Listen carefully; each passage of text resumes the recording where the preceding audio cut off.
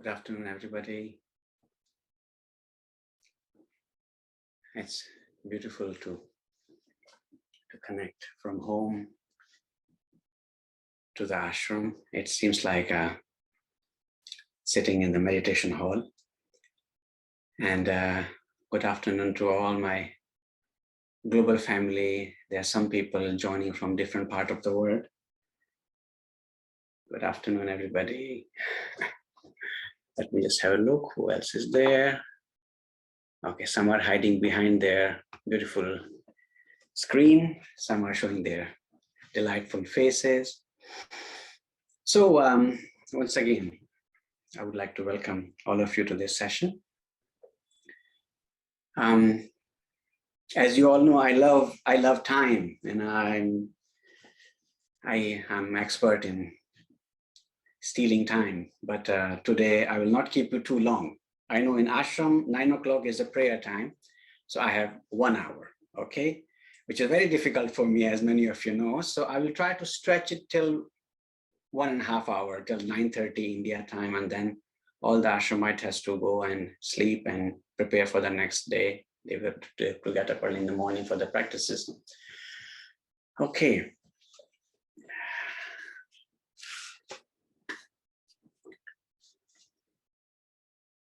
So let me come to the topic directly. Swami Retwanji and Pierre made the topic very, very attractive. I'm not that good in it, but they made it very nice, like illumination of, let me check, what is it? Illumination of her and in Asana. Okay, let me start. Suppose there is a candle burning somewhere. It is there, it is illuminated, but I am looking somewhere else. I'm not paying attention to that. So there is no importance of it, there is no significance of it. Or there is a candle burning and I close my eyes. So that illumination is there, but I cannot connect to it. I'm not aware of it. So often, if I come back to the asana part directly, because this is the main workshop happening in ashram, and as Pierre explained me that they have done joints and glands and the awareness of her and her in the posture and breath awareness. So I just add from there and go further, okay, instead of the whole,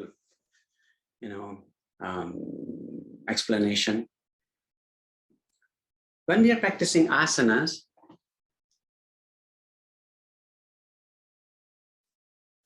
there is illumination means to appear. Illumination means to exist. Illumination means something is shining. It is evident there. But the question is, am I looking at it? When we are doing postures, there are so many things happening during the posture. When I'm standing in a posture, I'm stable, connected with my adhara, with the ground. If I'm standing, it is sole of my feet. If I'm sitting, my buttocks, my legs. If I'm lying, my belly or my back. This is the adhara. When I'm in a posture, there is certain kind of movement in some posture. There is also certain part of the body is engaged in that posture and giving it stability. Certain part of the body is engaged in motion. Sometimes we do stretch, activate, tense certain part of the body. At the same time, certain part of the body the body is there, which is not engaged in that motion, is still, is relaxed. It's not adding or joining that activation which is happening or motion. It's relaxed. At the same time, we don't do it in Kumbhaka. So either we are breathing in or breathing out, there is a breath flow. It's all there. But the question is, am I paying attention to that illumination? In that posture, there is an illumination of activation. How? the expression of the solar energy, activation in different form. It is there, it is there, it is there. It is there. Same time, there is an illumination of Tha, relaxation in certain part of the body. The question is, am I looking at it? Am I making it a conscious process? It's not about, is it happening or not? No, it is happening. But the question is, am I able to see it? Am I practicing with absent-minded attitude, or I'm there in that moment and I'm paying attention, I'm watching it, I'm looking at it, I'm connected to that? Am I making the process conscious, or it is unconscious?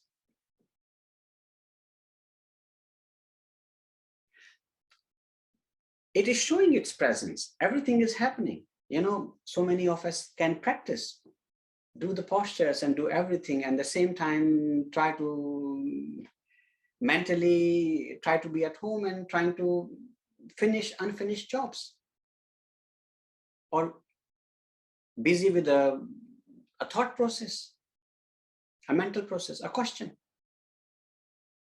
So I'm there physically, everything is happening. There is an illumination of everything there, but I'm not watching it. I'm not aware of it. I'm not connected with it. It is not conscious for me. It is happening, but it is unconscious. It is not conscious.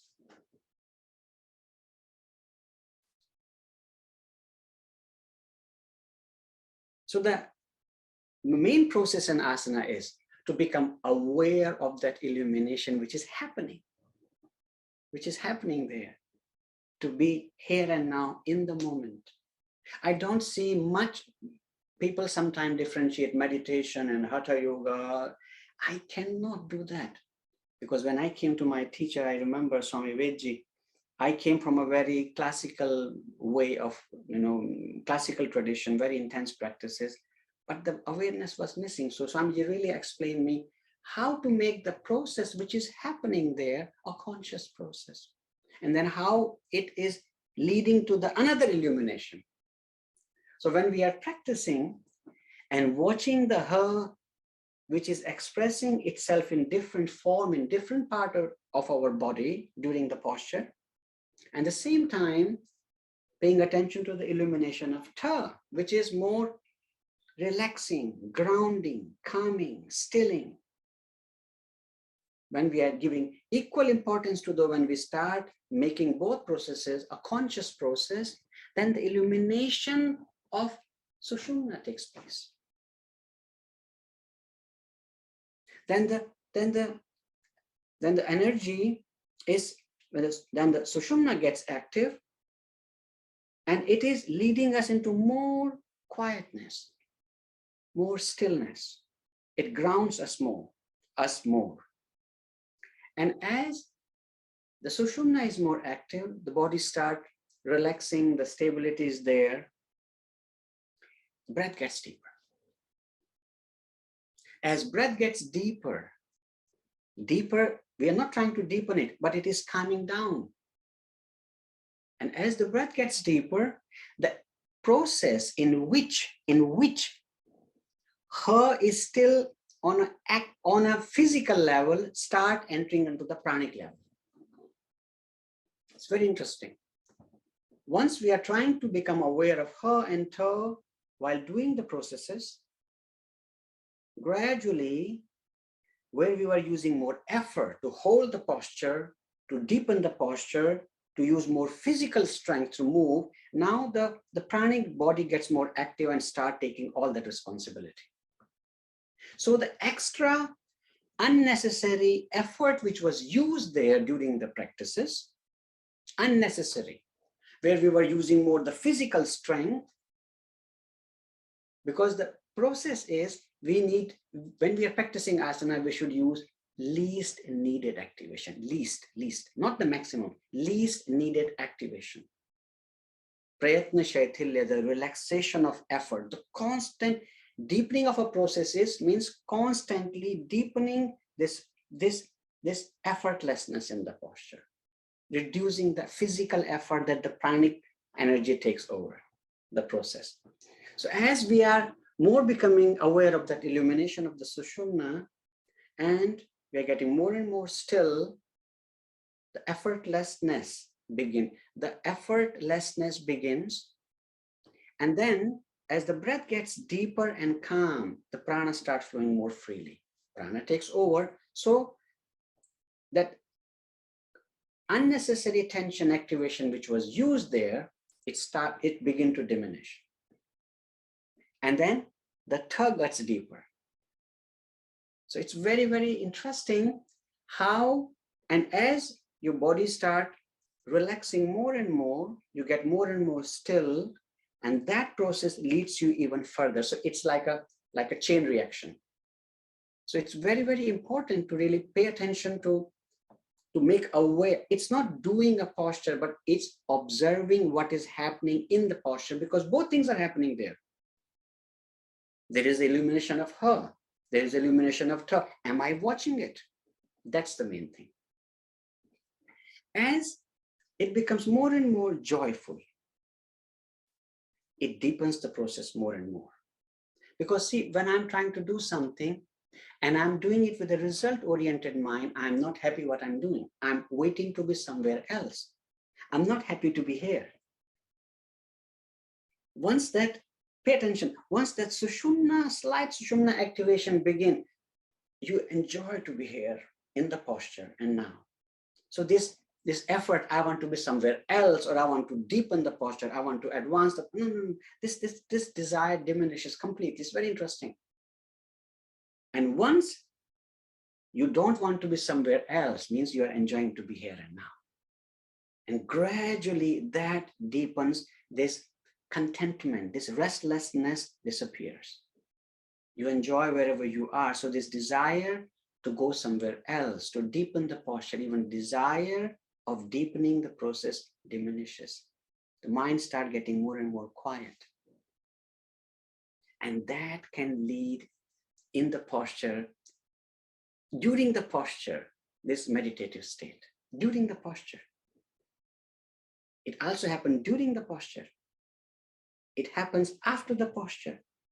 And as a resultant of the whole session, when we are practicing from 1.5 or 2 hours, it leads to that quiet state of mind.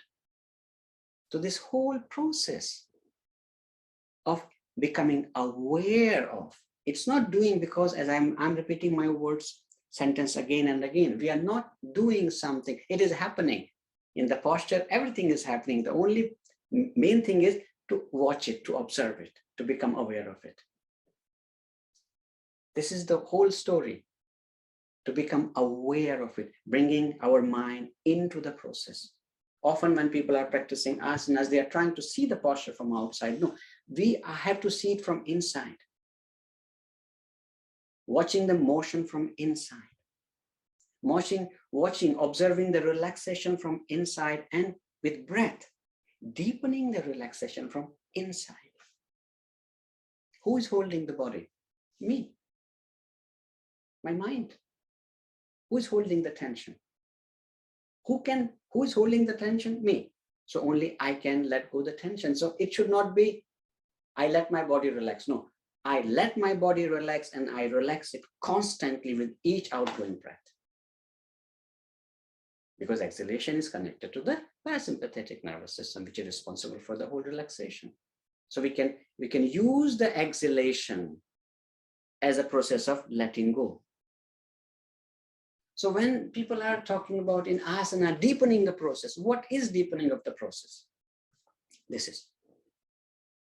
Deepening of the process is when we are doing the postures, as we start becoming aware of both her and ter, the solar and the lunar energy, the activation and the relaxation, when we become aware of both, we come to the center, into here and now.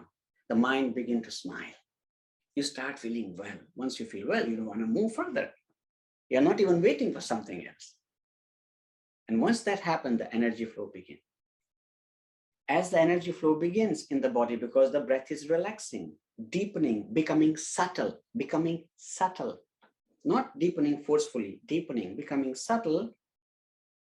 As that happens, the prana gets active.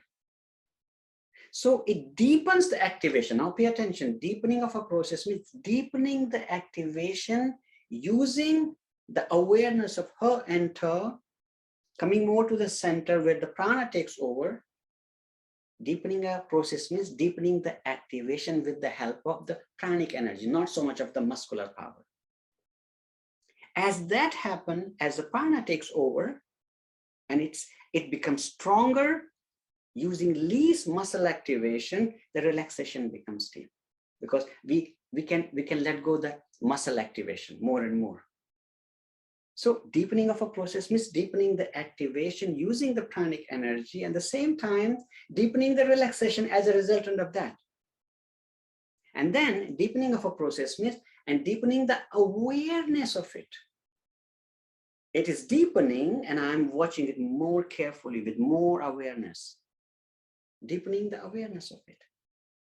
And as I do, the mind begin to calm down and it deepens my breath. When we are moving into the posture, the core focus is the breath. Every motion, every movement is based on the breath. So we are watching the breath and we are moving. We are not moving and watching the breath. No. We are observing the breath. Breath is leading each motion.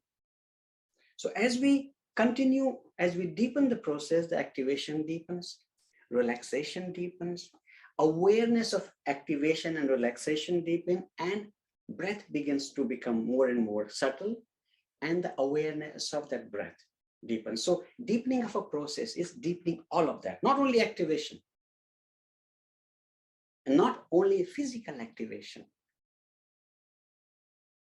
That strength is coming from the pranic flow, which deepens the relaxation. The same time, as a resultant of that, deepens the breath because the mind is calm, and deepening the awareness of all of it, watching the activation, watching the relaxation, and watching the breath all the time from inside.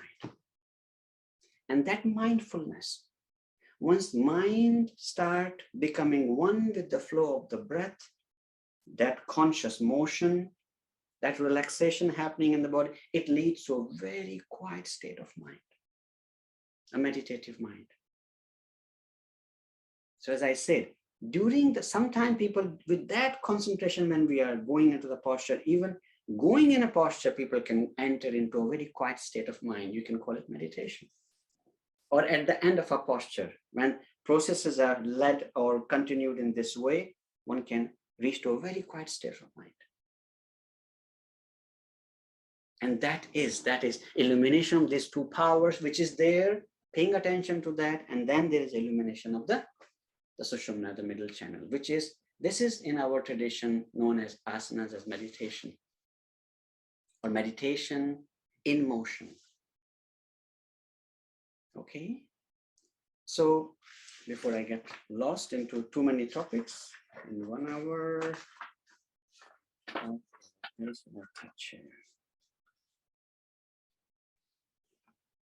okay. In this process now, often a question is asked, how to breathe during the postures. Shall I deepen my breath when I'm deepening a process? No, breath should be kept as it is. The main thing with the breath is, when we are practicing asanas, when we are moving into the posture, when we are into the posture, enjoying the stillness after the posture, our main focus is just to observe the breath.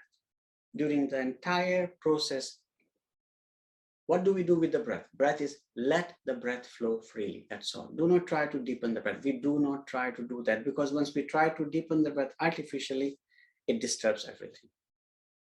So the main thing is, when we are practicing asanas, are focusing at the breath and letting the breath flow uninterrupted and freely, as deep as possible. Now, is it possible to let the breath flow freely?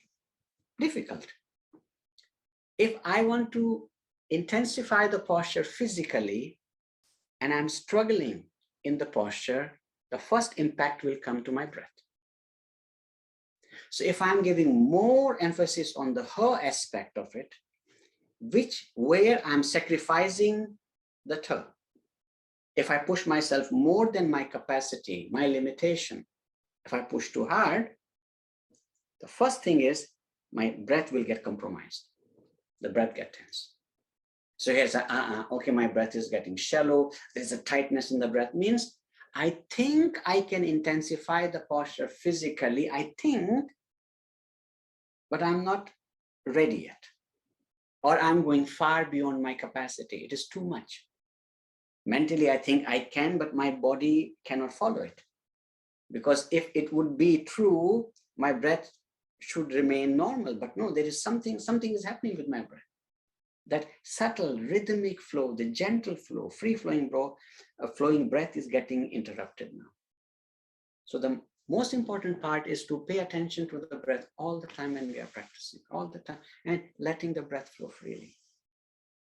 And if you pay attention to the breath, okay, now I'm deepening the posture and my breath is getting tense. A little bit of challenge is good. We have to challenge ourselves, a little bit, but not too much. Often we say, oh, let me learn this posture and then I will enjoy. It doesn't work. It is always waiting, then I will enjoy, then I will enjoy. In the yoga, we don't have, then I will enjoy. Then I will enjoy the stillness. In yoga is, I enjoy the stillness now. I enjoy now, in this breath, in this very breath, in this breath. During this breath, this. Can I feel it? Can I enjoy it? No, let me struggle for the next 2, 3, 4 months and just torture myself. And then after that, I will enjoy the posture. What am I doing then for the next 2, 3 months? Torturing myself, fighting with myself.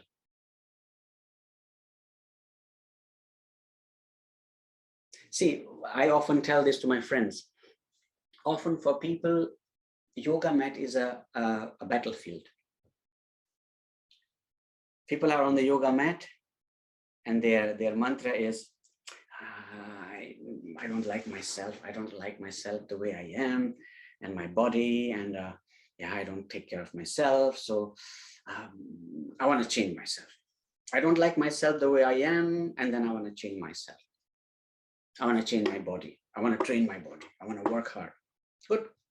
Now, 2 hours, I give this example all the time. 2 hours every day, if I am in my yoga room, my wife thinks, oh, he is doing his practices. Don't disturb him. Be quiet. Hey, don't make any noise. He is into deep practices. Good.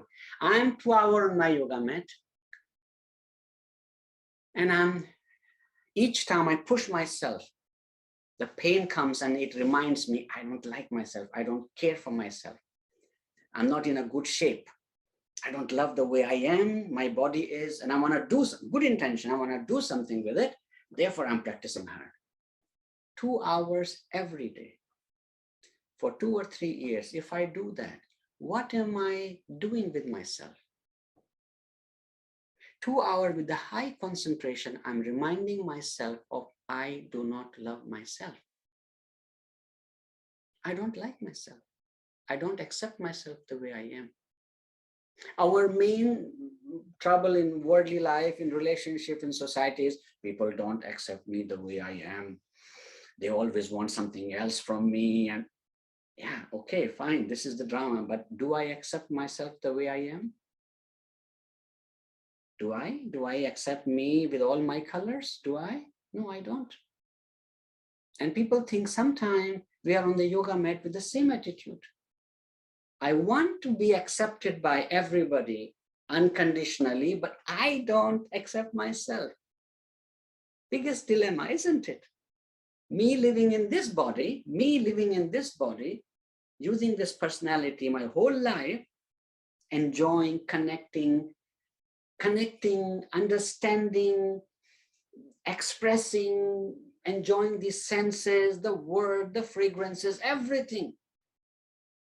Me using this device, enjoying so many things, learning so many things about the world and about myself, I do not accept myself.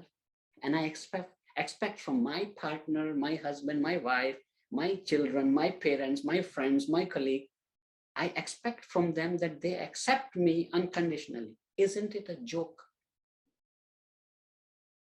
And often people think really with the very good intention, oh, I want to meditate, I want to do asana on the yoga mat, but they are fighting with themselves. They are so angry at themselves.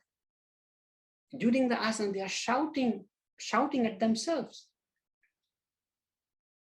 And that is deepening the violence. That is practice with the violence. And there is no place of violence in yoga. The foundation, my master says, the foundation of yoga is non-violence. Often he wrote when sometime people gave, oh, Swamiji, this is your new book. Could you just write some blessing? And he wrote sometime, I wish you that you attain non-violence in your life towards yourself.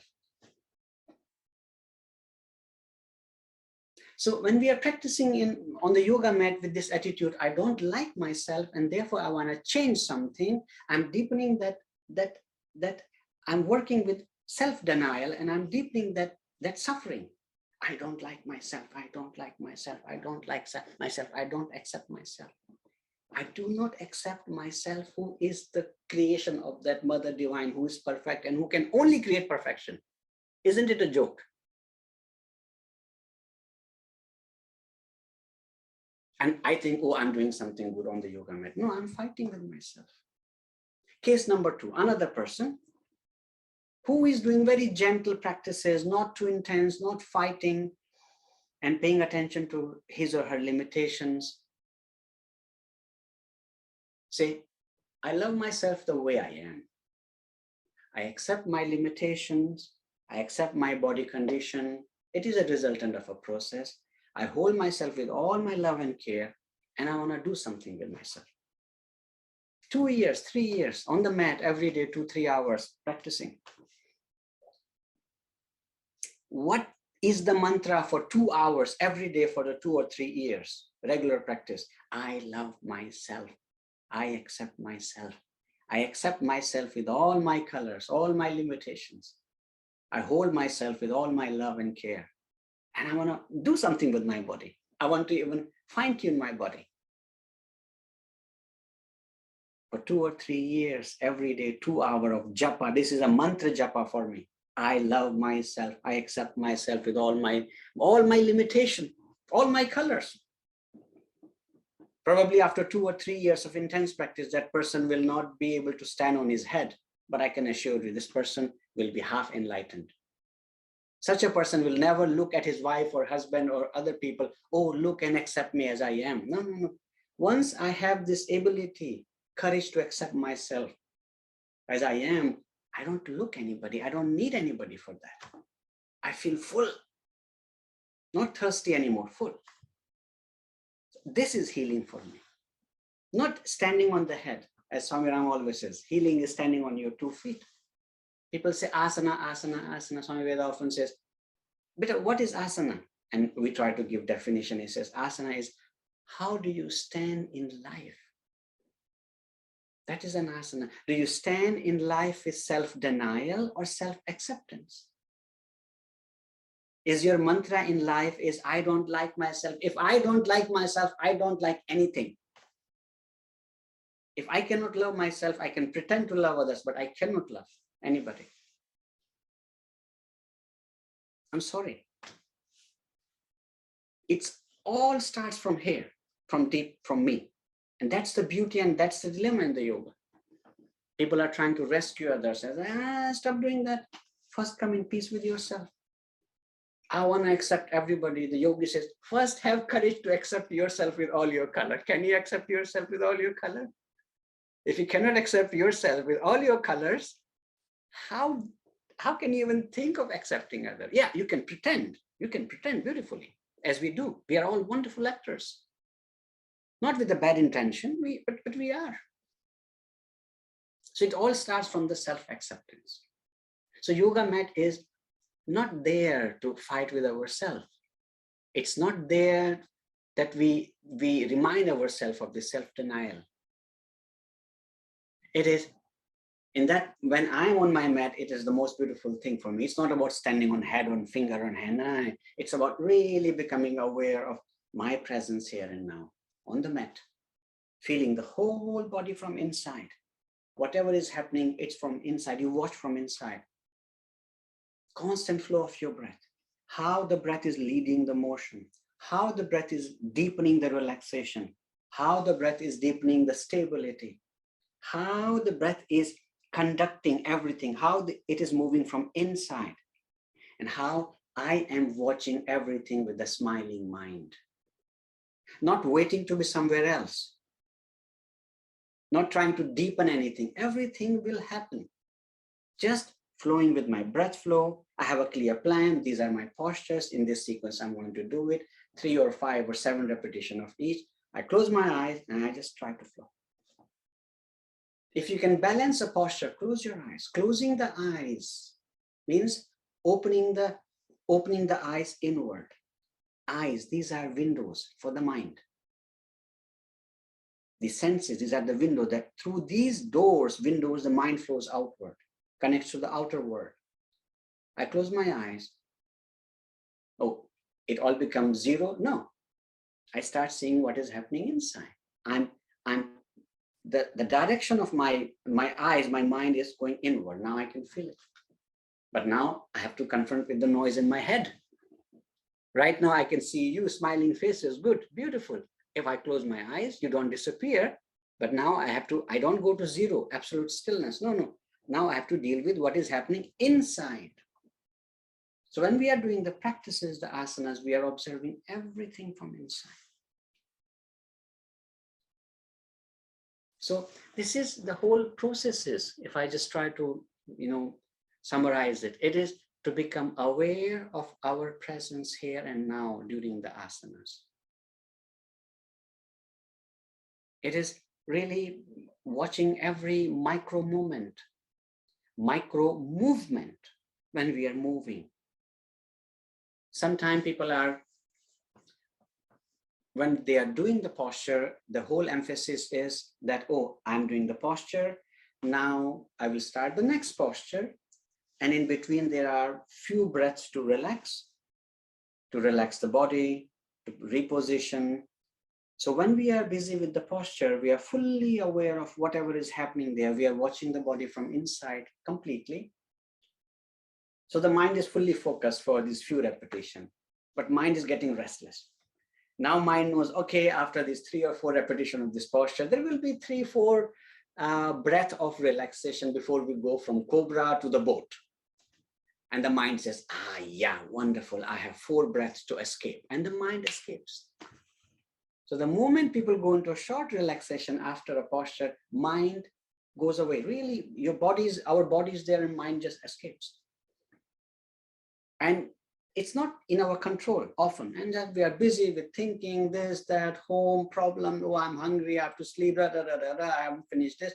And then we hear a voice of an instructor. Okay, now the next posture. And the mind says, okay, back in the body. Whoop, back in the body, there. And then we start flowing into the next posture. Fully aware, because we have to observe the movement, the stability, the relaxation, the stretch, the relaxation, the breath, everything. We are once again in the process, one pointed there after a few repetitions.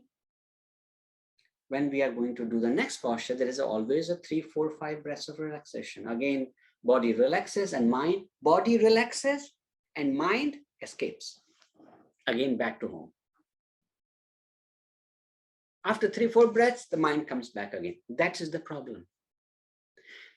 The resultant of the postures, the resultant of the asanas are not felt during the asanas most of the time. The resultant of the outcome of the asanas, the resultant of the asanas are felt after the asana. When we have these 3 breaths or 4 breaths of relaxation before we start the next posture, that is the time where we really enjoy the outcome of the asana. But what do we do normally? This is a time for us to escape. We are back home mentally. A busy mentally is doing something else. That time is the most crucial time. These 3 or 5 breaths between 2 processes, which is known as short relaxation, is the time to observe the outcome of that posture, because we are working with Her and Tha, Ida and Pingla. We are observing these energies. And then as we are deepening our awareness and it is coming into a balance and Sushumna is flowing, it's getting more and more still. As a resultant of that few repetition of a posture, when we have these 3 or 5 breaths of relaxation there, we see the outcome of the posture in the form of stillness, relaxation, and silence. During that time, we can also observe our breath, just to observe what happened to my breath as a result of this beautiful process of 5 repetitions of cobra, or whatever I did before. But most of the time, after a posture, we see the outcome of that posture in the form of stillness. So therefore, whenever we are doing postures in our tradition, in ashram and in our tradition, I'm always giving people enough time between posture. Observe the stillness. Observe the stillness and the stability, which is the resultant of the previous process and sum total of the previous processes. Just observe that stillness. Enjoy the silence. Enjoy the silence.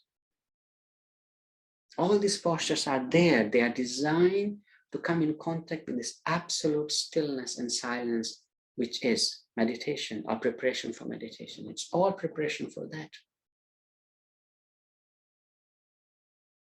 So it's very important, this short relaxation, what we have between 2 processes, to pay attention to that. So it means during the posture, when we are flowing into the posture, we are aware of the body, breath, and mind.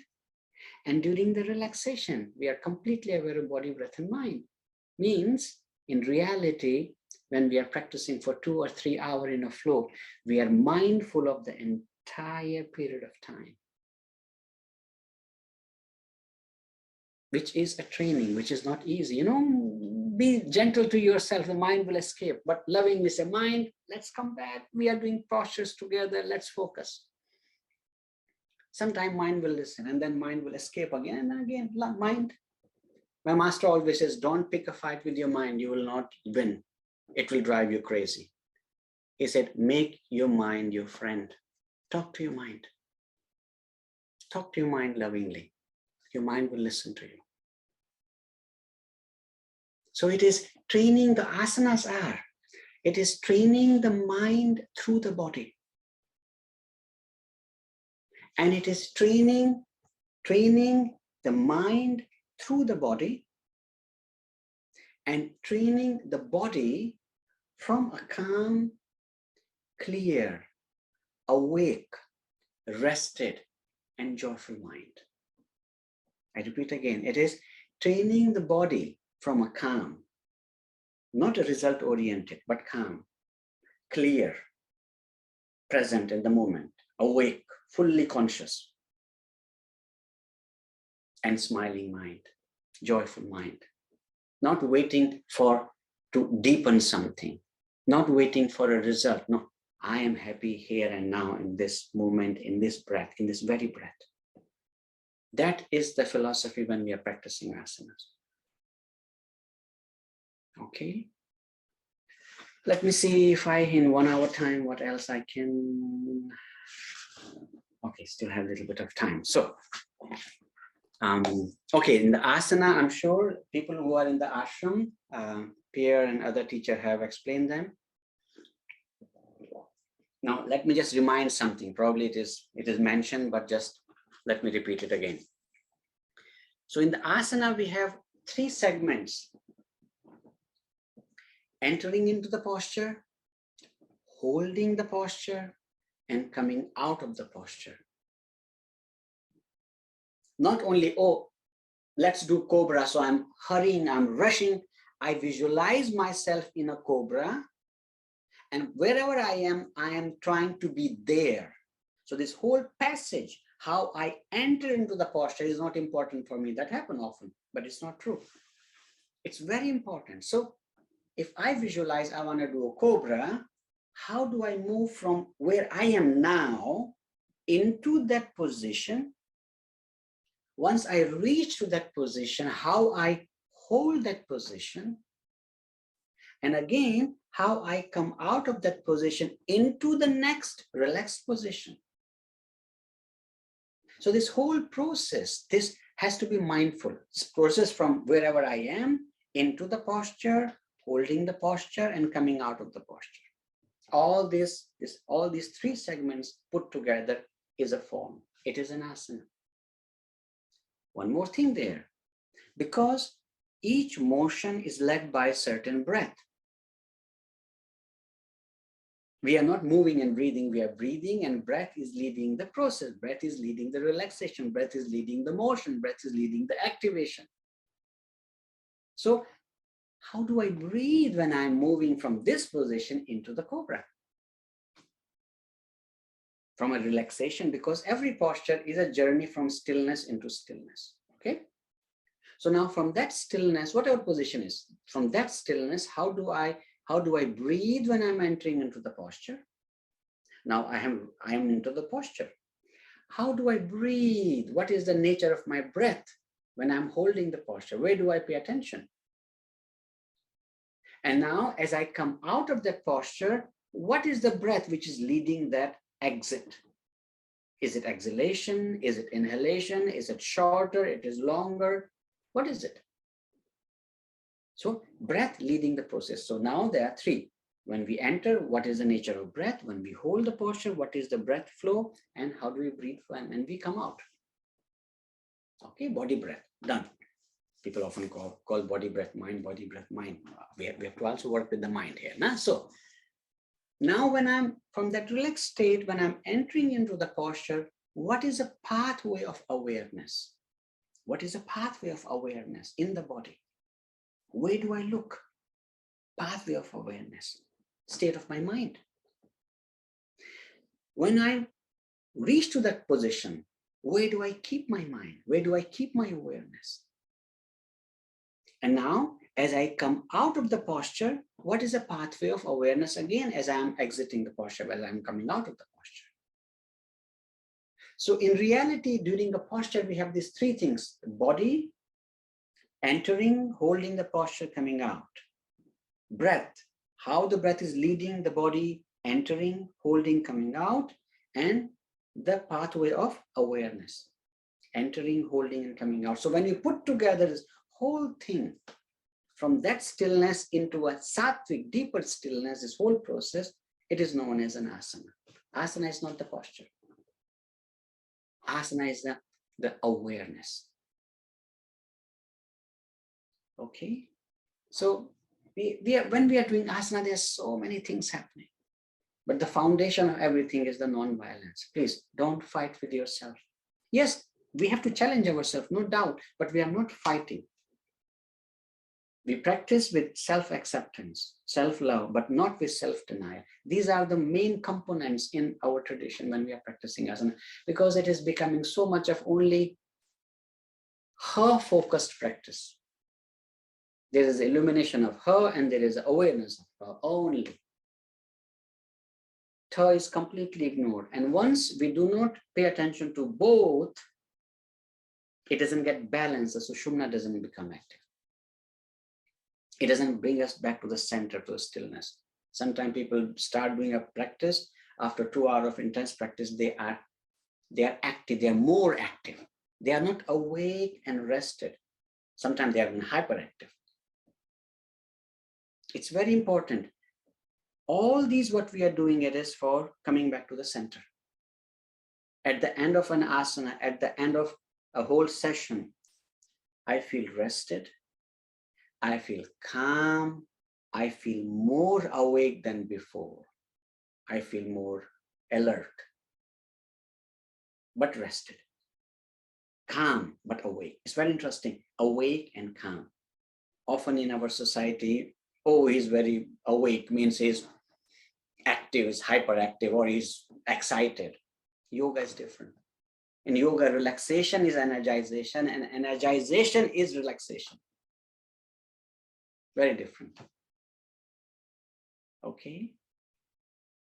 Let me see if any other point I can connect in it. There was an interesting question related to one thing you have said earlier, if you want to take it. Please. So you spoke about self-acceptance with all my colors. So if I accept myself, then what is the scope for developing, and where is the line between accepting myself and wanting to deepen, evolve, refine, etc.? Who will decide? You know, in every country, in every culture, there are different norms of what is better, what is good, what is bad. What are we trying to do? To be very honest, what are we trying to do? Oh, I work very hard and then I earn a lot of money and then I will have a safe house with the big, thick windows so that it will be more quiet. Then I will go to the holidays and there I will be able to rest. But if I'm in peace right now, why do I need even holidays? If I have learned how to stay in that cavity, in this body, in this envelope I call body, I can be calm. Do I really need this thick glass window to be in quiet? So the question is, you know, all of this is to come in peace with ourselves. Some need a big process, and some just are the evolved beings who just, you know, because of the previous lives, enough experiments and experiences, they reach to that state. What are we trying to do actually? We have to be very honest, you know, to come in peace with myself, to enjoy that silence. Either I prepare everything, a long path to be in silence, or this is the easy way. I close my eyes and I come in peace with myself. I want to be stronger, healthier. How long will I be able to hold this body? Tell me, please. How many decades? How many decades? Sooner or later, I will age and body will get weaker and I have to drop the body. Self-acceptance, this is so important. So many of us are all the time busy going into the past. Oh, this I did wrong and this was stupid, and it is self-created misery. Why did I take certain decision in certain moment in life? Because there was no other option. I was forced to do that. The life has created an equation where I was playing the role and I just did it. I did what was supposed to be done in that moment. But oh, I would have done it differently. And we are either in the past all the time or in the future. We are never in the present moment. Never. Never. What is it all about meditation? To be in the present moment. Yes, I feel uncomfortable in my body. Now I have a beautiful question. Thank you, Pierre. You touched the wrong button. You know, now you are all in trouble. Probably. I hope I will let you sleep tonight. Now, this is my topic. Good. Sorry, I didn't start it. If you miss your good sleep tonight, it's Pierre. Okay, grab him. Actually, the question came from Melinda in Hungary. Came through you, so I'll take that. Okay, now the thing is,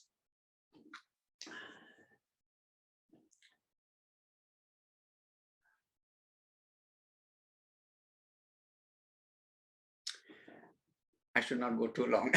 I have a long plan and a shorter answer to that. So again, coming back, as I said, I used to analyze my life too much.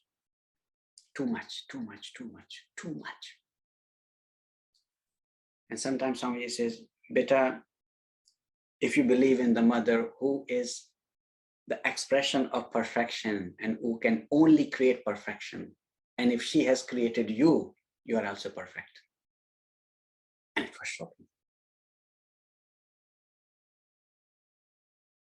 I said, but Swami, I don't feel that way. And he says, because you doubt that perfection. This beautiful shloka, Purnamada Purnamidam, it is so beautiful. Whenever I'm in trouble, big difficulties, I just recite. That is my mantra. To come in peace with the present moment, whatever is happening in that moment. Yes, we try our best. But whatever the outcome is, like, this is the way it was supposed to be. I accept it. In my hand is action, but not the result. Result is in the hand of mother, and mother knows better than me for me, better than me what is good for me. I can do what I can to my capacity based on my understanding, not more. If I'm practicing, yes, body is aging, body is weak, I'm practicing.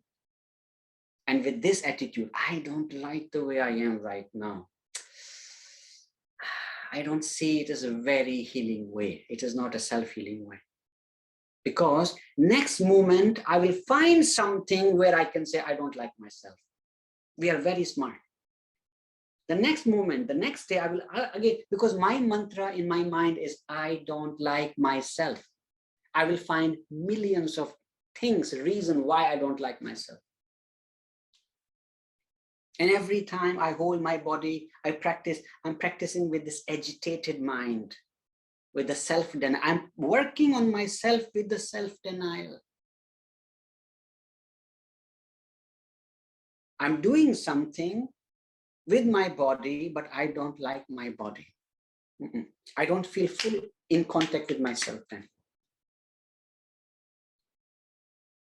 Same practice. And then another person says, whatever I am in this moment right now, it is the outcome of this beautiful process called life, which has all the ups and downs, so many colors. Whatever happened with me, whatever happened around me, whatever happened with my parents and my society, I'm the outcome of all that. I absorb all that information, and this is me. Thin, strong, weak, fat, short, long, whatever. This is me. This is me.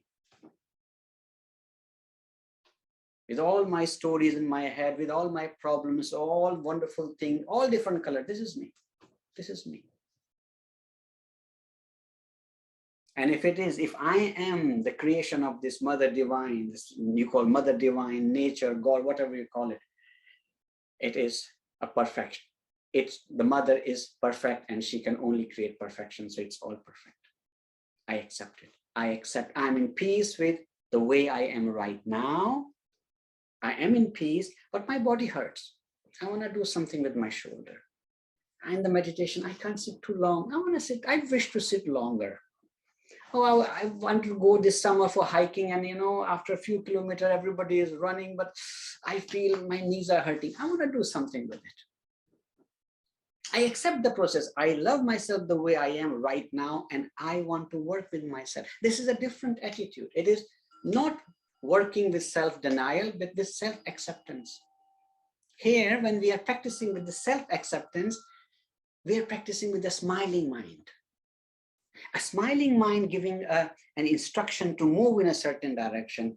There is a smile there. There is a joy. A smiling mind observing that state of mind or the breath or relaxation. You're observing with a smile. The smile is there. For 2 hours, you are practicing with the smiling mind, with the happy mind. With the mind who is smiling, happy, and holding your body, yourself so lovingly. So it's 2 hours of self-love, self-acceptance, holding yourself with your love. That is healing for me. That is healing, not the posture. Posture has a very small piece for me. It is what is happening in mind, in emotion, what is happening, how you hold yourself. That is for me more important. Many of you are teachers. Many of you are teachers, or you will become teachers. When a student comes to your class, do you know what is healing? People saying, oh, student come to my class and I teach him asana, I teach him pranayama, I teach him relaxation, that's healing. It's not true. It's not true. At home, that student who is a mother, a father, or a son, or a daughter, whoever, is suffering from the same problem. They don't feel, there are sometimes people, they are students, they are people who don't feel at home in their homes. They don't feel at home. It's their home, but they don't feel accepted by their loved ones. They don't feel loved by their husband, by their wife, accepted as they want to be. And they are there, but they cannot breathe. Every time there's somebody saying, oh, this is not right, it has to be different, improve it. Constant pressure, so the person doesn't feel that he or she can breathe freely in their own home sometimes with their partner. They are there, but they are suffocated. Now you, a young yoga teacher or a new yoga teacher, decide to rent a little room in the neighborhood, open a class. And the student comes to the class with all the idea, because this is what this student is listening from the doctors, from his or her spouse, husband or wife, or parents, or whoever. This is wrong with you. This is wrong with you. This is not right. You have to improve this. You're bad at it. Da, da, da, da, da. The person comes to your class with all this drama in the mind and feels fully accepted unconditionally by you as a teacher. He says, come in. Yes, beautiful. Yes, lovely. When the person feels fully accepted in the class, it's like coming into an oxygen chamber. Here the person can breathe. Here the person can be the way she is or he is. That is healing. The moment a student feels fully accepted by the teacher unconditionally, the healing begins. Healing is not in the posture. Everywhere somebody is asking, demanding, complaining, criticizing, and here this teacher is there, is come in, come in, come in. Not questioning, not doubting, not correcting. At the beginning, when we train teachers, very important, not correcting, not reminding what is wrong, but just reminding what is right there. And the student can really breathe freely. That is, these small rooms, don't underestimate what you do as a teacher. It's not 1, 2, 3 people who I don't have enough students in my class, so I'm not a good teacher. No, your place is like an oxygen chamber for those people who are at their home but don't feel at home because they don't feel accepted. So this unconditional acceptance is healing. What did Swami Veda did? When people came to ashram, there are so many people came with so many difficulty. All of us have our own drama, our own story. He just says, come in. You want to learn something? Come in. He accepted people unconditionally, and that was healing. We have seen, so many of us were there, we have seen how people healed. And there are some people who never did any practice, but they felt healed because of that full unconditional acceptance. So this unconditional acceptance from me about myself, for myself, is healing. It's very important. What is my attitude with which I'm practicing? Is it self-denial or self-acceptance? Am I criticizing myself constantly, or am I appreciating whatever I'm able to do, little bit, whatever my body allows? So it's very important when we are practicing. So keep on appreciating what you're doing. Keep on appreciating. Don't see what you cannot do. See what you can do. This is so important. And appreciate that. So the asana practices on the yoga mat has to be a very healing process, full of self-acceptance. I feel who I am. I feel my breath, my body, what is happening into the process, state of my mind, and I hold myself with all my love and care. I accept myself because I am the outcome of this beautiful, beautiful process called life. And it is perfect. It is perfect. So it's very important, it's very important to come in peace. Otherwise, we have whole life and we can always find something to, we can always find something to make our life more and more difficult. So now I already went, beyond my assigned time to myself. So now, if you have any question, please, we have half an hour, around 25 minutes more. So if anybody has question, please feel free. Can we take questions from the ashram? Yes.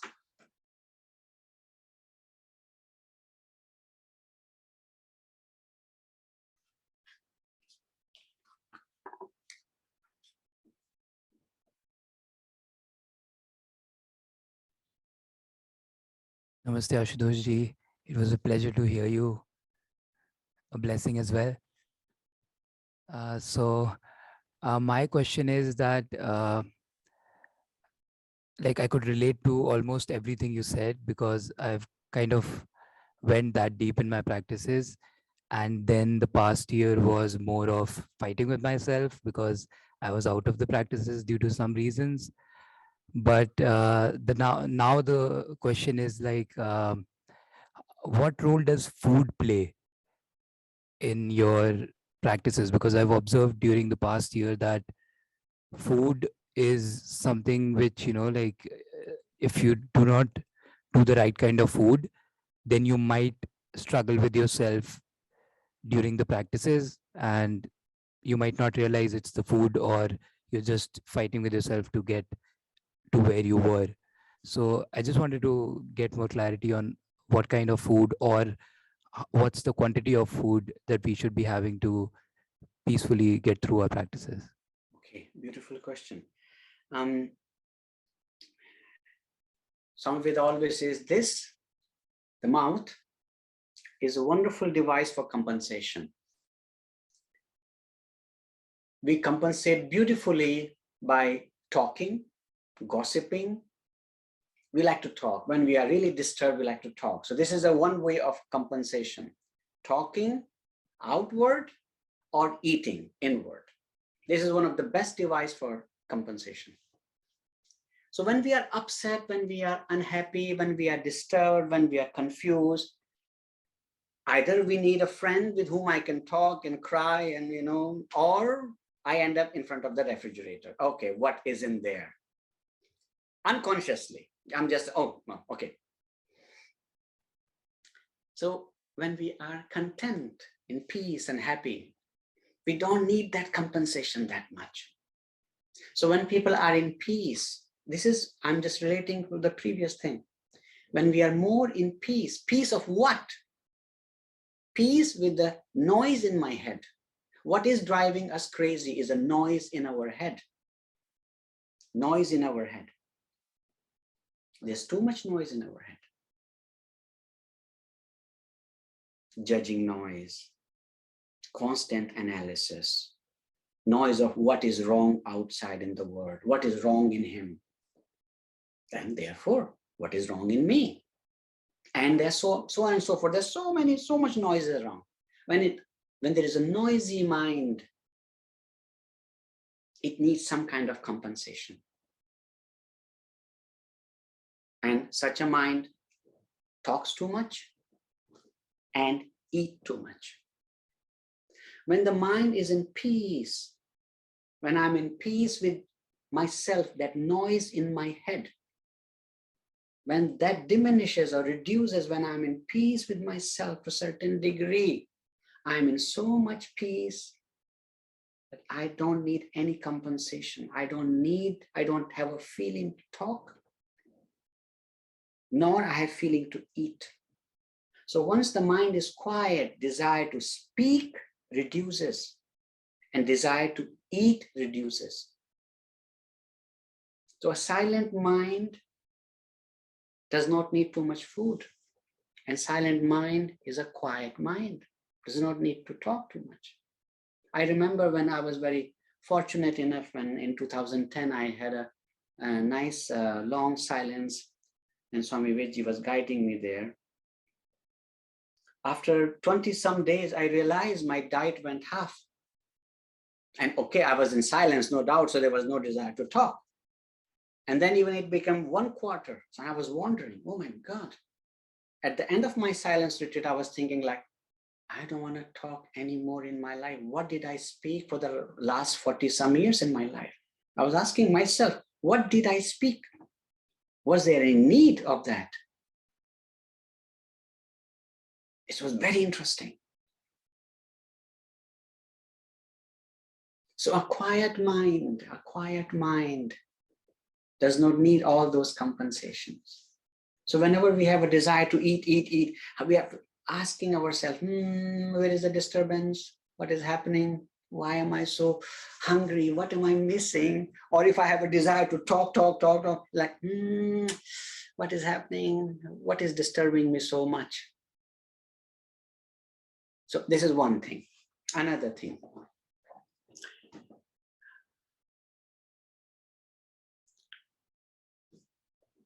I would say, you know, when you are practicing,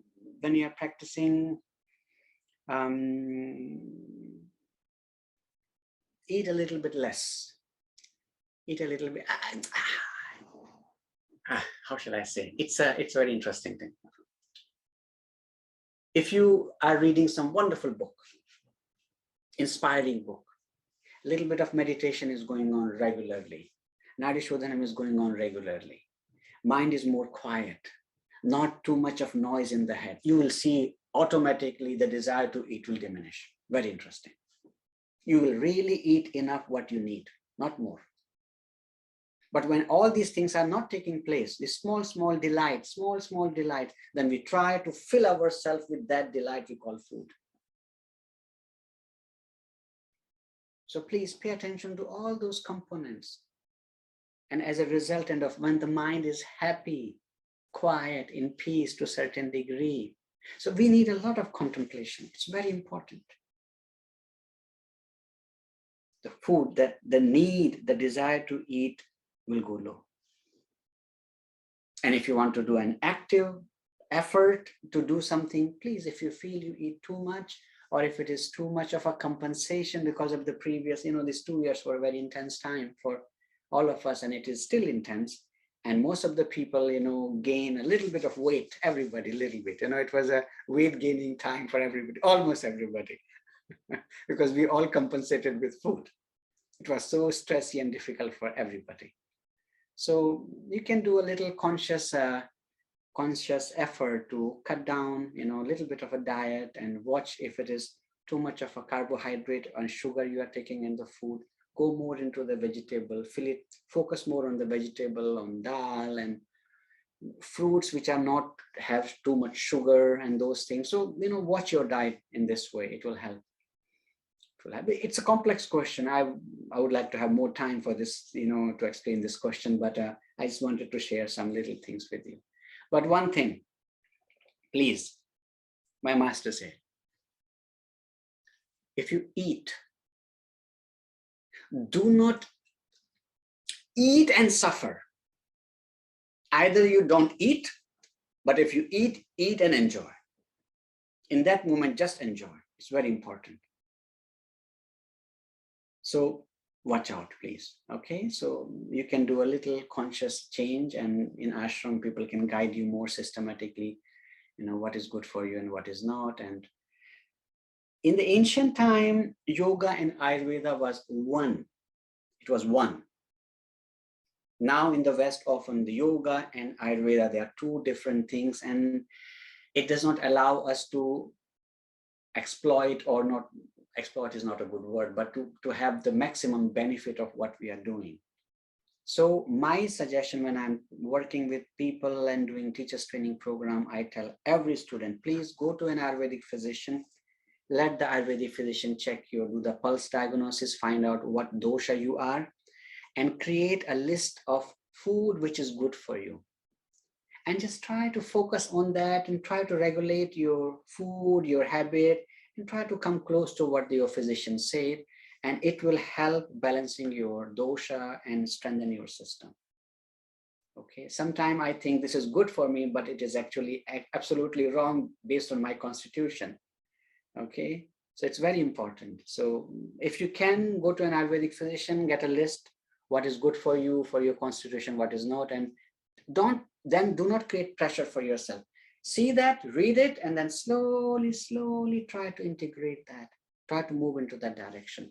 Then you will have the maximum benefit of your asana, yoga, pranayama practices. Okay, this was a short answer to this question. Okay, anybody else?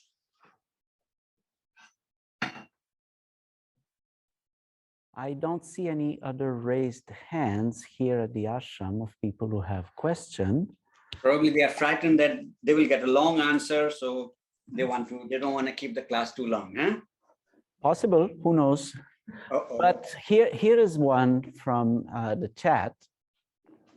So as you are speaking, the The mind is really the place where the battle is located. The mind is the battlefield, if we choose to make it so. Then what is the role of discipline in, for example, in knowing that I should do something, but then there is some resistance to it, in knowing what is right for us, but also wanting to go in a different direction for something maybe more enjoyable in the short term, etc. So could you specify the question right now? So the question was, the mind is really where the battle is located. What is the role of discipline in disciplining yourself through that process? Okay, beautiful. You know, often in our society, in our schools, in our family, the word discipline was connected to something else. Discipline means something which is unpleasant. Discipline means something, I like to do something, but I have to do something else. Often this is seen that way. In yoga, it is not seen this way. For me,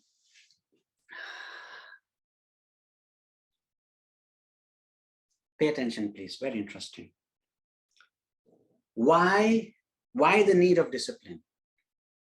I plan to sit early in the morning. I plan to sit 6 in the morning and sit for meditation. This could be discipline. Or I will practice asana tomorrow or every day for 1 hour. It could be discipline.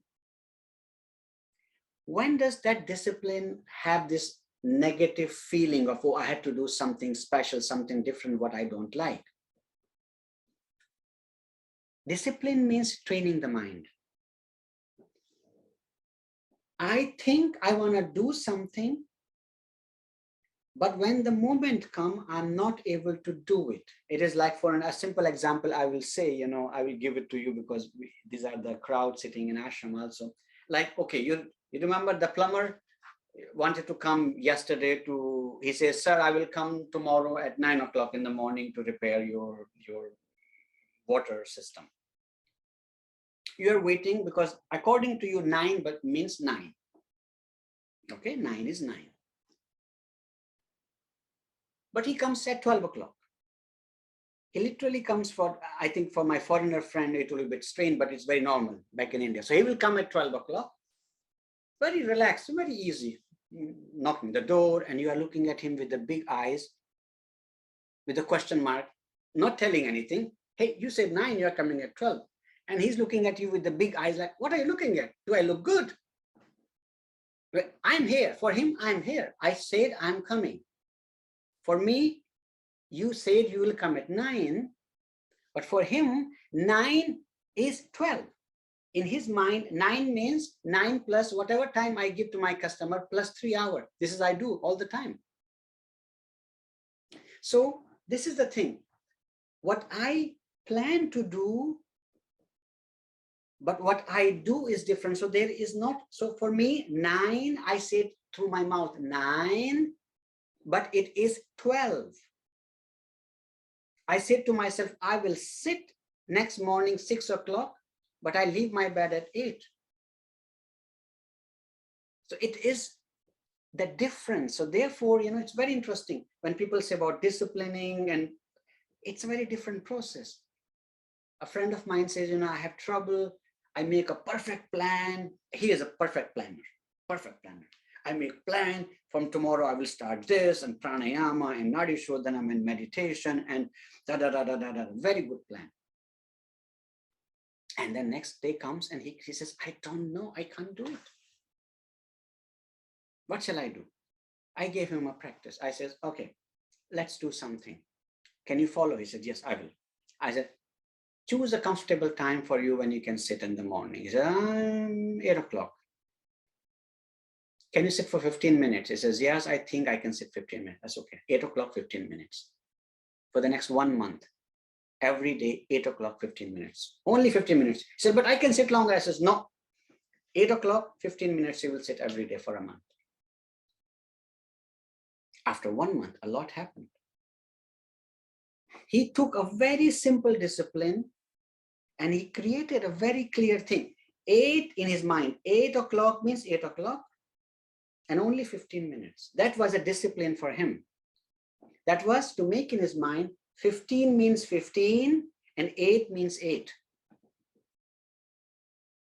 I don't know if I'm able to explain you that well or not. So what the mind thinks and what the mind does, if we want to discipline ourselves, we have to take a very small task, very comfortable task. People, when they want to discipline themselves, they make very strict rules and the next day they fail and then they suffer. And then the next day they sit again, tomorrow I will do this. They cannot do it and then they suffer. They suffer. They make plans every day. They suffer every day. And then they end up standing in front of their refrigerator out of frustration. I can't do it. I don't like myself. I'm not good enough. I'm not a good practitioner. Self-created misery. So people who want to discipline themselves, I would say, starting lovingly, with that loving attitude. Do not make a plan for yourself where you are already punishing yourself. Look, so many things. Till now, I could not follow. What do I think? Will I get enlightened tonight that from tomorrow, I will be able to follow this very strict rule? No. Training the mind very slowly. So people who have trouble disciplining their mind and people who have this idea, discipline means torture, I would give them a little practice. Plan from tomorrow, only one time a day, when you want to sit for meditation. 15 minutes or 10 minutes, make it 10 minutes, anytime you choose. Oh, 5 o'clock, 10 minutes, okay. Or 8 o'clock, 10 minutes, only 10 minutes, every day for a month and see what happens. So discipline is good, we need. When we have, if we want to free our mind, first we have to discipline our mind, no doubt. If you want to really heal ourselves, we need discipline, but it should not be with self-condemnation. It should not be with the self-denial. I repeat my words again, why I'm telling this thing here. I'm not coming to the exact topic. Please do not let your mind create an image of discipline as a torture, because if you do so, the whole entire yoga field is about disciplining. It will not be a pleasant thing for you. Yoga, meditation should be a word for us that wherever we read the word yoga, our mind should smile. If you are somewhere and see a book where yoga or meditation is written, the moment you read it, your mind should smile. Oh, this is my thing. This is my thing which I love to do. This is my thing. This is my aim. This is my life. Everything what I'm doing just for this. It should not be, oh, yoga, oh my God, discipline. Okay, I didn't do this, I didn't do this, I didn't do this. No, it should not become a stress. Please, please, please. Therefore, when people are asking me often, I feel so bad, I feel so guilty that Swami Veda has initiated me, or Swami Ritavanji Stomaji has initiated me, and I cannot sit in meditation every day. And I says, my dear friend, if getting initiated in a mantra, in a tradition makes you guilty, I don't think it was a good thing for you. Why do you feel guilty about it? It is an unconditional love from the tradition. Oh, if I don't sit, they are upset with me. It says, when we were behaving well, when we were kids, our parents loved us. And when we were not behaving well, when we are more cranky and agitated or more disturbed, our parents loved us more. Their love was not conditional like, okay, if you behave well, they will love us. And if you don't behave well, no. So this tradition is yogis, this is a blessing. It's like a mother and a father. They accept us unconditionally. I said, if you can sit, beautiful. If you can sit regularly, beautiful. If you cannot, say, I tried, I was so busy today, my child was sick, I was busy, stressed from the work, I could not sit today, I will sit tomorrow. Finish. No more drama.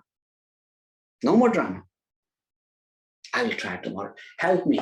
creates a situation tomorrow for me, oh, my guru and God and nature, Mother Divine, help me that tomorrow I can sit.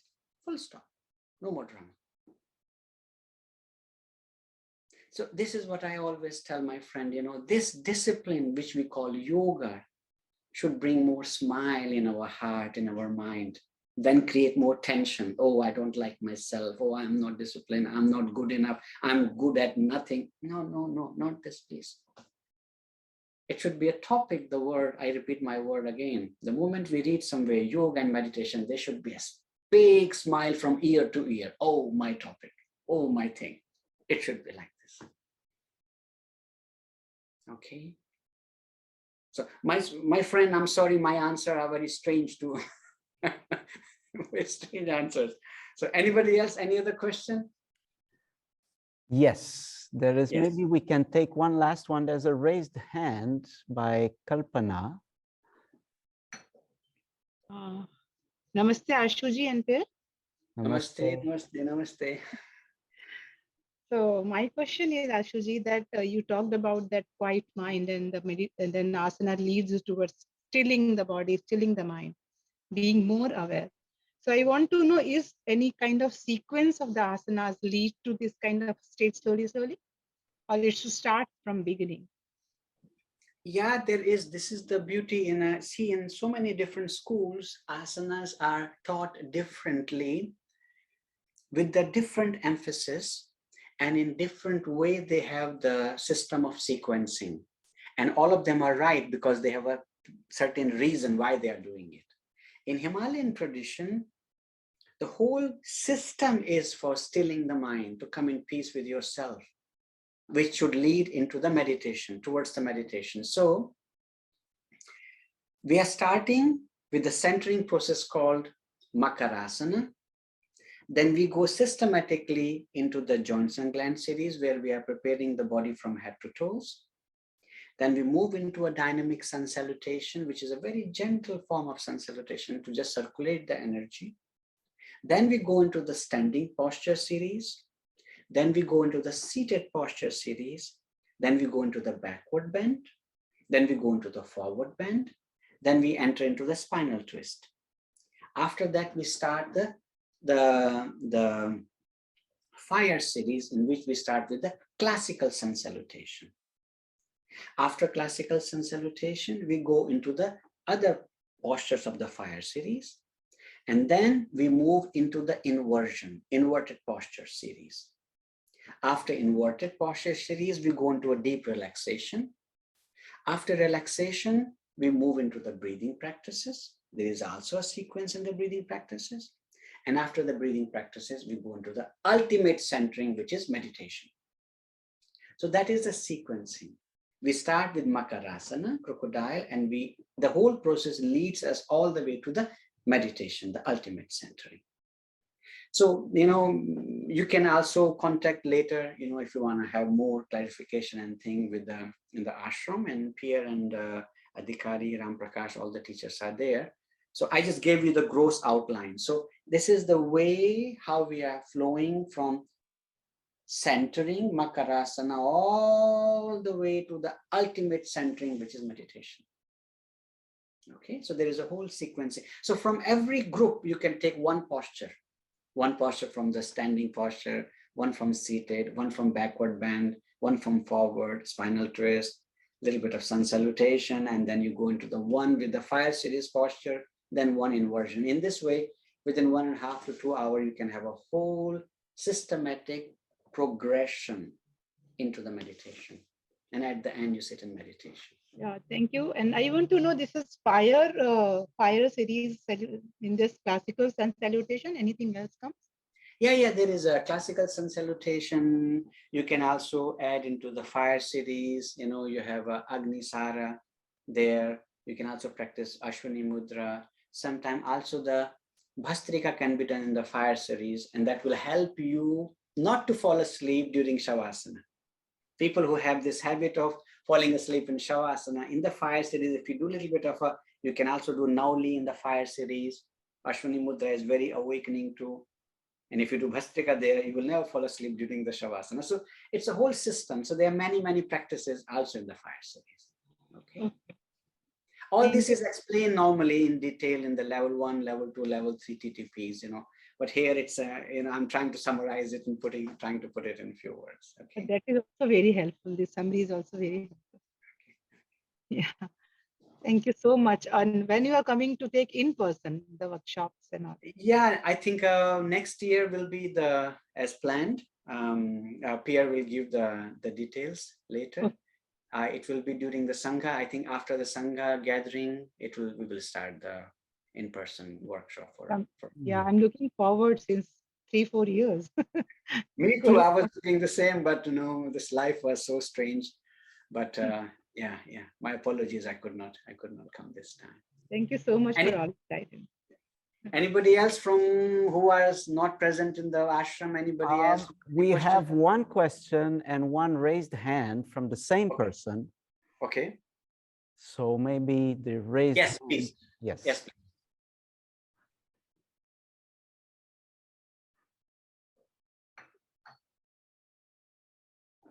We don't hear anything, so I don't know if the microphone is working properly or not.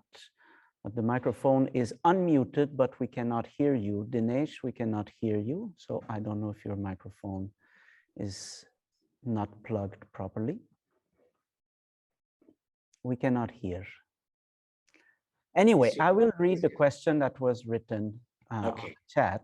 So it relates to the subjectivity of peace. When we say peace, it can be something that is understood subjectively. So does detaching yourself from the outside world or detaching yourself from the people around you, for that matter, even detaching yourself from social media, do all these things can give you peace? And is it the right, correct approach and attitude to adopt? Beautiful question. Thank you. How much time do you give me for that? Morning prayers at 5:30. Okay. Now, see, allow me to just add something which now it came to my mind. And then I go to this topic. When we are practicing asanas, we are trying to connect with ourselves. We are trying to see ourselves from inside. So therefore, if you can manage, please try to close your eyes to go inward. It will help you a lot. Now, coming back to the question.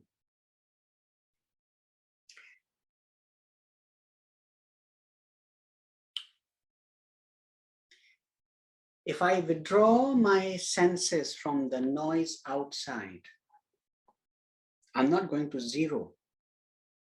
I withdraw, I go back to my head. Even when we are trying to meditate, what happens? So many of us try, but it doesn't work.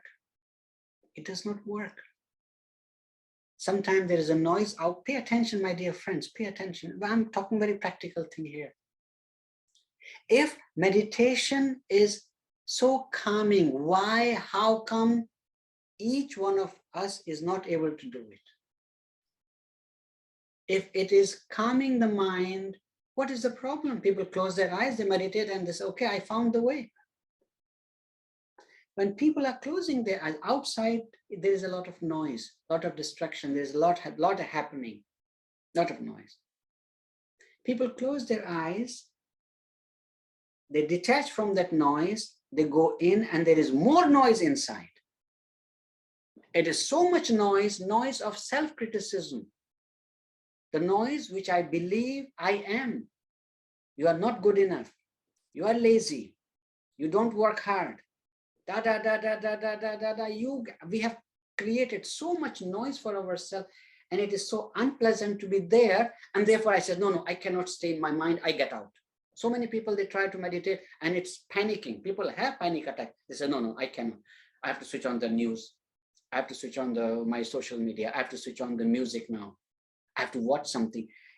When I close my eyes, if I detach from the outside world, I go in, there is so much noise in my head that it is unbearable, and therefore I go out. I escape from that state. Oh, I want to see something, a nice movie. It will relax me. It does relax. Sorry, it does relax. For some people, there's so much noise in the head. They need something else to get connect to and to forget that noise.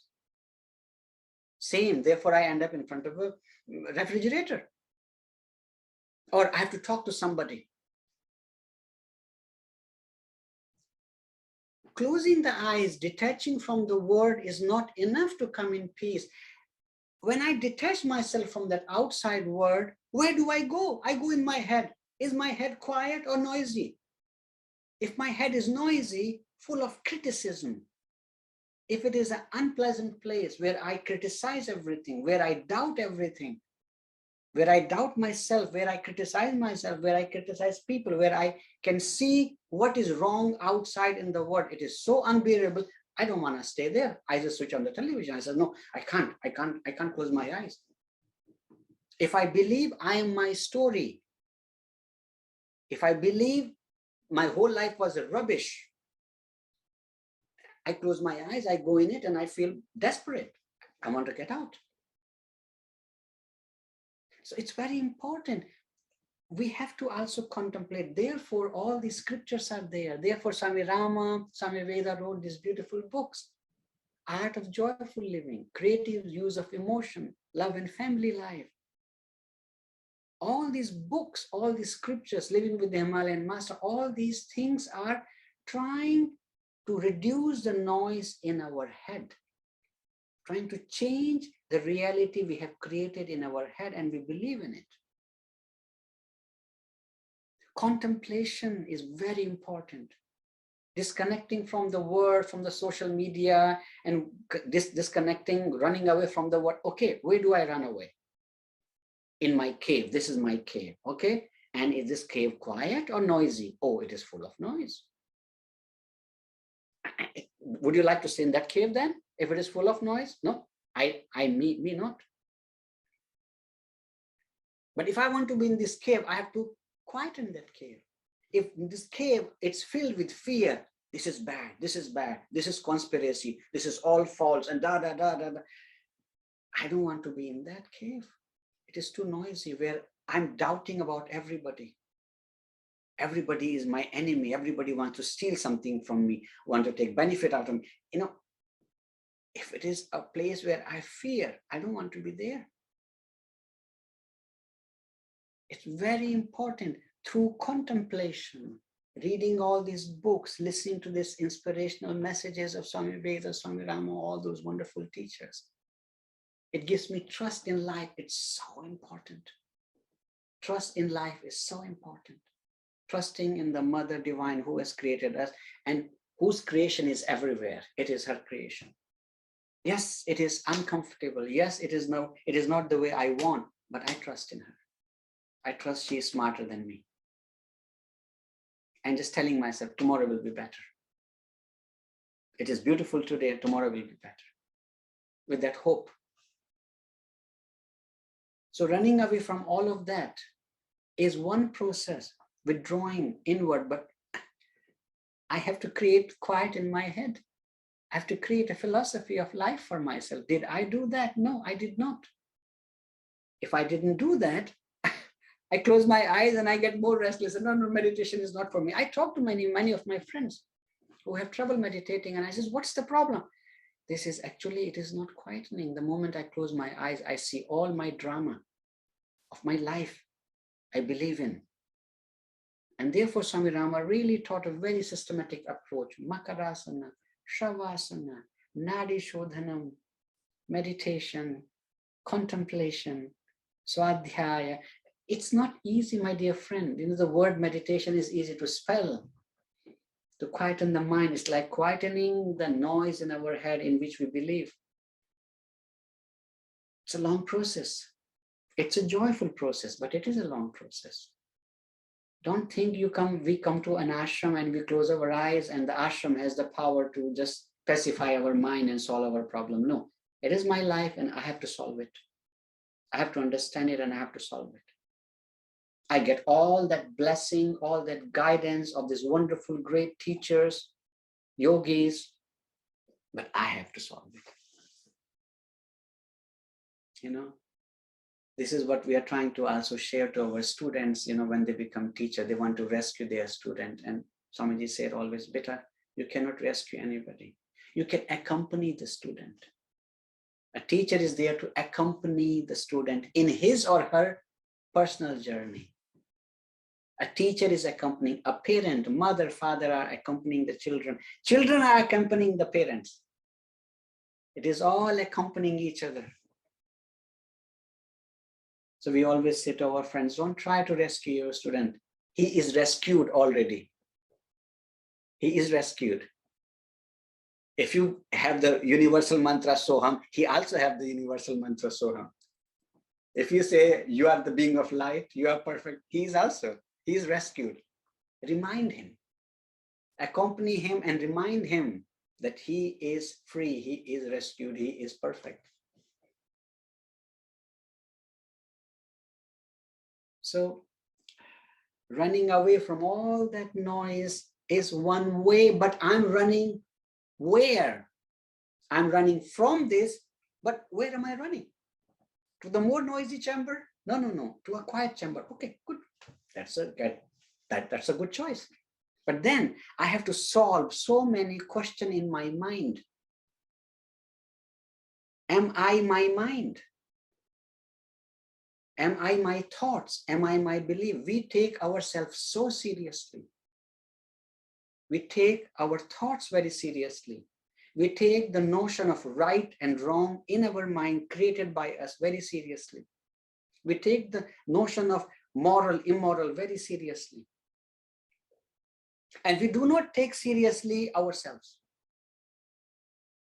Which ourselves? That being of light. We don't take that seriously, but we take all the impressions very seriously. I became my mind, I became my thoughts, I became my likes and dislikes. And I believe in it. That's me. No, this is not me. I'm much more than that. So people who are very strict with themselves, people who have a very strong notion of right and wrong, good and bad, pure and impure, moral and immoral, they suffer the most in the world. They suffer the most, and people who come in contact with those people, they suffer the most.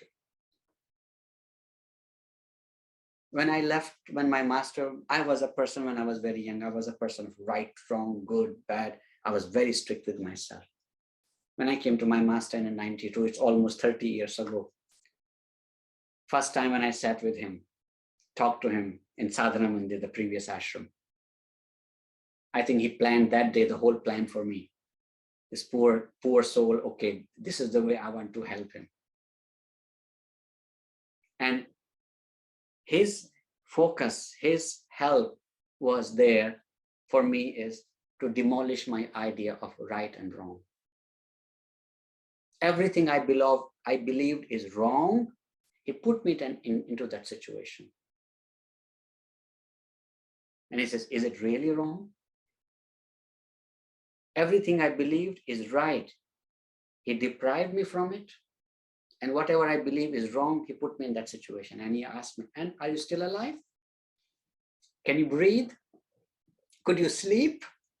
Could you see the wonderful flowers outside in Sadhana Mandir? Could you see people smiling? I said, yes. I said, so you believe that is wrong. Is it really wrong? I said, no, that was my belief, Swamiji. I think it is different. Okay, good. And then the next wrong. And then the next wrong. So people who really, I can share, I learned so much in my life. I was a very strong believer of right, wrong, good, bad, moral, immoral. And he put me in the situation, helped me to free from that. And I can say in these few years, my life became very peaceful as this difference, as the strong notion of right, wrong, good, bad, moral, immoral diminished. So it takes time. It takes time. So please read my suggestion to the gentleman who asked this question. Read these beautiful scriptures. Read wonderful books written by Swami Veda and Swami Rama. Contemplate. Don't memorize. Contemplate. and create philosophy of life for yourself and come in peace with yourself. And once your mind become a quieter place, it's easy to escape from that noise and going into more that quiet and still silent cave. And then meditation is pleasant. Otherwise, it's very difficult because I close my eyes, I go in a cave, but the cave has too much noise. We have to really calm down that noise too. Okay. Pierre, anything else? I will ask the people here in the meditation hall, are you wanting to continue or do you feel like going to sleep? Continue? Okay, all right. So I have one question here from Keshav once again.